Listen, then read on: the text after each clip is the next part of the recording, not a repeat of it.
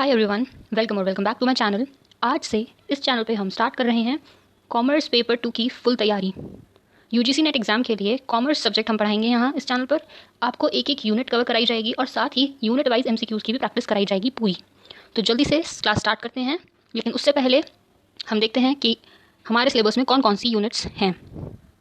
Paper 2 के लिए commerce पहली यूनिट है business environment and international business, accounting and audit, economics, finance, statistics and research method, business management and human resource management, banking and financial institutions, marketing, legal, income tax and corporate tax planning। In units को हम एक एक करके cover करेंगे। आज हम start करेंगे हमारा ये वाला पार्ट, इंटरनेशनल बिजनेस वाला पार्ट। अब इस यूनिट में हमारे दो पार्ट्स हैं, एक है एफडीआई और दूसरा है एफडीआई और बैलेंस ऑफ पेमेंट और balance of trade and regional economic integration and world trade organization के बारे में हम पढ़ेंगे। आज हम इंटरनेशनल बिजनेस वाला पार्ट स्टार्ट करेंगे, जिसमें हम पढ़ेंगे BOP and BOT, balance of payment and balance of trade. तो बिना और देरी करे हम शुरू करते हैं। तो ये एक रिकॉर्ड होता है। क्या होता है? ये एक रिकॉर्ड होता है जो कि रिकॉर्ड करता है economic transactions between residents and the rest of the world during a given period of time। मतलब ये एक कॉम्प्रिहेंसिव रिकॉर्ड है, मतलब ये एक डिटेल्ड रिकॉर्ड होता है ऑफ इकोनॉमिक ट्रांजैक्शंस। कैसी transactions? Economic transactions between residents of a country and the rest of the world. मतलब जो भी ट्रांजैक्शंस हमारी होंगी between resident and rest of the world, मतलब रेजिडेंट मतलब रेजिडेंट ऑफ अ कंट्री, मतलब रेजिडेंट ऑफ इंडिया हम मान लेते हैं। रेस्ट ऑफ द वर्ल्ड का मतलब है कोई भी country other than India.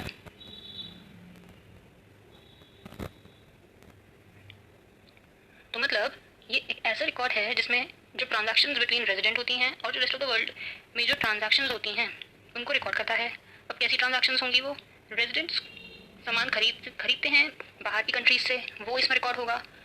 Export करते हैं, वो इनमें रिकॉर्ड होगा। तो मतलब जब पैसा आएगा बाहर से और पैसा जब जाएगा बाहर, ये सारी ट्रांजैक्शंस इन रिकॉर्ड्स में रिकॉर्ड की जाती हैं। ठीक। अब हम देखते हैं कि अब सपोज रिसीट्स हमारी ज़्यादा हो गई पेमेंट से। मतलब देखो, रिसीट्स हमारी ज़्यादा हो गई, पेमेंट्स हमारी कम है। इसका मतलब क्या है? इसका मतलब है कि इंपोर्ट्स हमारे कम हो गए, एक्सपोर्ट्स हमारे ज़्यादा हो गए, जो कि अच्छी बात है। एक्सपोर्ट्स हमारे ज़्यादा हो गए मतलब एफडीआई आएगा, फॉरेन इन्वेस्टमेंट आएगा। तो इस सिचुएशन को हम बोलते हैं पॉजिटिव बैलेंस ऑफ पेमेंट या फिर फेवरेबल बीओपी। whereas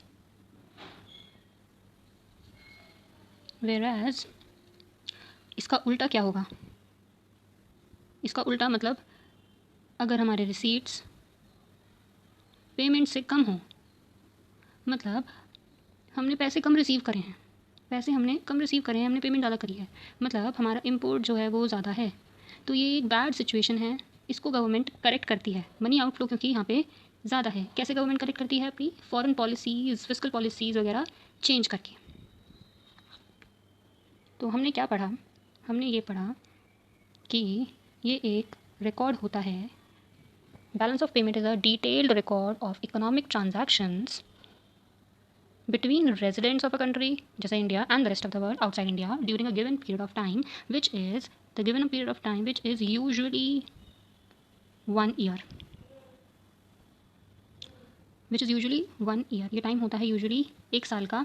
जो भी एक साल में ट्रांजैक्शंस होती हैं रेस्ट ऑफ द वर्ल्ड के साथ वो इनमें रिकॉर्ड होती हैं। अब बात आती है कि ये इकोनॉमिक ट्रांजैक्शंस जिनकी बात हो रही है इसमें डेफिनेशन में, ये क्या होती हैं। इकोनॉमिक ट्रांजैक्शन 4 तरीके की होती हैं बैलेंस ऑफ पेमेंट के लिए। इसके अलावा कोई भी इकोनॉमिक ट्रांजैक्शन की इन रिकॉर्ड्स में बात नहीं की जाती। कौन कौन सी इकोनॉमिक ट्रांजैक्शन होती हैं? ये होती हैं visible items, invisible items, unilateral transfer और कैपिटल ट्रांसफ़र। अब ये क्या होती हैं, ये करके हम इनको समझेंगे। Visible items are those items, these are those items which are seen crossing the border, मतलब जिनको हम पोर्ट क्रॉस करते हुए देख सकते हैं। जैसे जब सामान हम एक्सपोर्ट या इंपोर्ट करते हैं, जो सामान हम पोर्ट पे देख सकते हैं, जो टैंजिबल है पोर्ट पर, जो हमको दिख सकता है, जिसको हम छू सकते हैं, जैसे कि मशीनरी, कुछ क्लॉथ्स, राइस एक्सेट्रा, ऐसी चीज़ों को हम कैटेगराइज करते हैं under this category. However invisible goods, invisible items वो होते हैं जिनको हम पोर्ट क्रॉस करते हुए नहीं देख सकते, जैसे कि बैंकिंग, शिपिंग एंड टूरिज्म। इसका एक बहुत अच्छा एग्जाम्पल है नो हाउ। जैसे कंट्रीज़ टेक्निकल स्किल्स शेयर करती हैं एक दूसरे के साथ, तो वो सब चीज़ें हमारी इनविजिबल आइटम्स में आ जाती हैं, उनको हम पोर्ट क्रॉस करते हुए नहीं देख सकते। तो ये एग्जामिनेशन पॉइंट ऑफ व्यू के अकॉर्डिंग ये बहुत इंपॉर्टेंट पॉइंट है कि नो हाउ हमारा कौन सा इकोनॉमिक ट्रांजैक्शन आता है। तो आंसर होगा इनविजिबल आइटम्स में कैटेगराइज होता है हमारा invisible items. Next comes unilateral transfer. These are the one way transfers, जैसे कि हमारे गिफ्ट्स हो गया, डोनेशंस हो गया। कैपिटल ट्रांसफर्स वो ट्रांसफर्स होते हैं जो हमारे कैपिटल एसेट्स से रिलेटेड होते हैं, जैसे कि फॉरेन फिक्स्ड एसेट्स, कोई भी हमारे जैसे एसेट्स हैं, बिल्डिंग वगैरह, ये सब कुछ हमारे यहाँ रिकॉर्ड किए जाते, इसके अंदर कैटेगराइज किए जाते हैं। रिकॉर्ड होता है बीओपी क्या है? एक रिकॉर्ड है जिसमें 2 तरीके की ट्रांजैक्शंस रिकॉर्ड होती हैं। मतलब जो ट्रांजैक्शंस इसमें रिकॉर्ड होती हैं उसकी 2 साइड्स होती हैं, डेबिट और क्रेडिट। डेबिट साइड में हम रिकॉर्ड करते हैं आउटफ्लोज और क्रेडिट साइड में हम रिकॉर्ड करते हैं इनफ्लोज। तो ये कैसा सिस्टम हो गया? एक डबल एंट्री सिस्टम हो गया। डबल एंट्री का मतलब है जिसमें हर ट्रांजैक्शन की 2 साइड्स हैं, डेबिट और क्रेडिट। तो ये हमारे डबल एंट्री सिस्टम से रिकॉर्ड होते हैं। बीओपी क्या है? एक रिकॉर्ड है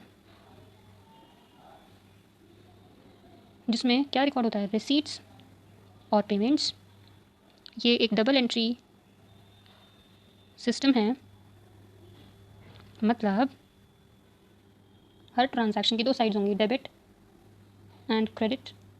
डेबिट मतलब आउटफ्लो, जो भी ट्रांजैक्शंस में पैसे जाएंगे वो डेबिट साइड, और जिसमें भी पैसे आएंगे दैट इज़ क्रेडिट साइड, मतलब इनफ्लो। एक होता है करंट अकाउंट। कैपिटल अकाउंट में वो ट्रांजैक्शंस होती हैं जो कि शॉर्ट टर्म बेसिस पे होती हैं। Short term transactions are recorded in the current account and in the capital account long term transactions are recorded. इसको हम डिटेल में नेक्स्ट वीडियो में पढ़ेंगे, अभी के लिए बस इतना ही रखते हैं। आगे आते हैं uses of BOP for government. अब ये जो अकाउंट्स होते हैं, बीओपी बैलेंस ऑफ पेमेंट, ये जो रिकॉर्ड्स होते हैं ये गवर्नमेंट के लिए बहुत यूज़फुल होते हैं। कैसे यूज़फुल होते हैं ये हम देखेंगे। अभी हमने डिस्कस किया था अगर इम्पोर्ट्स हमारे ज़्यादा हो जाते हैं तो वो एक अच्छी सिचुएशन नहीं मानी जाती, तो उसको करेक्ट करने के लिए गवर्नमेंट इन रिकॉर्ड्स की हेल्प लेती है। अगर हमारे इम्पोर्ट्स ज़्यादा हो जाते हैं तो गवर्नमेंट इम्पोर्ट्स पर एंटी डंपिंग ड्यूटी लगाती है, जिससे कि हमारे डोमेस्टिक मार्केट में जो गुड्स हैं उन पर, उनकी सेल पर, उनकी डिमांड पर कोई इफेक्ट ना पड़े। Hold on. तो गवर्नमेंट इन रिकॉर्ड्स